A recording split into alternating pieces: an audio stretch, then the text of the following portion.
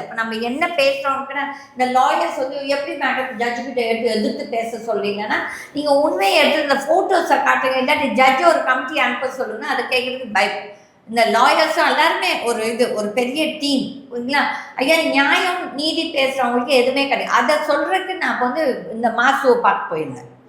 I only set correction சொல்லிட்டு எனக்கு அந்த நாளைக்கு இங்கிலீஷ் தெரியுமா தெரியாதுன்னு தெரியும். நான் இங்கிலீஷ் பேச ஆரம்பித்தேன். நான் தே செட் அவர் பிஎல் பண்ணிட்டு வந்தாலுன்னு சொல்லி ஓகே.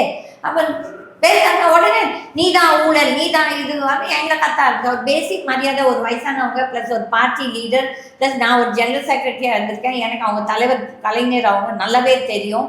இவ்வளோ டென்ஷன். எங்கள் தாத்தா ஒரு அரசியல் தலைவர். எங்கள் தாத்தா வந்து இந்த கான்ஸ்டியூஷனுக்கு கையெழுத்து போட்டிருக்காரு. ஓகே. அப்போ நான் வந்து எந்த குப்பை தொட்டிலேருந்து வரல. இந்த வீட்டு நாளை போய் பார்க்குது. அப்போ அந்த பேசிக் எப்படி ஒரு பெண் ஒரு பொம்பளையோட எப்படி பேசணும்னா அந்த மரியாதை இல்லாதவன் இவெல்லாம் ஒரு மந்திரி.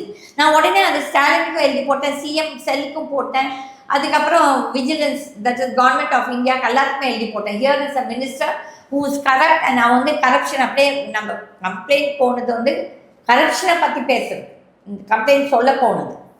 அப்போ வந்து அந்த ஆளுக்கு அந்த இதே இல்லை கேட்குறதுக்கு. அவனு எப்போ என்னன்னா ஸ்டாலின் வீட்டுக்கு எடுபடி வேலை செய்யறதுக்கும் இந்த ஞானசேகரன் மாதிரி இருந்தான்னா யூனிவர்சிட்டியில் அந்த மாதிரி ஃப்ராடை தான் அவனோட வாக்கிங் போயிட்டு வந்துட்டுருக்காங்க.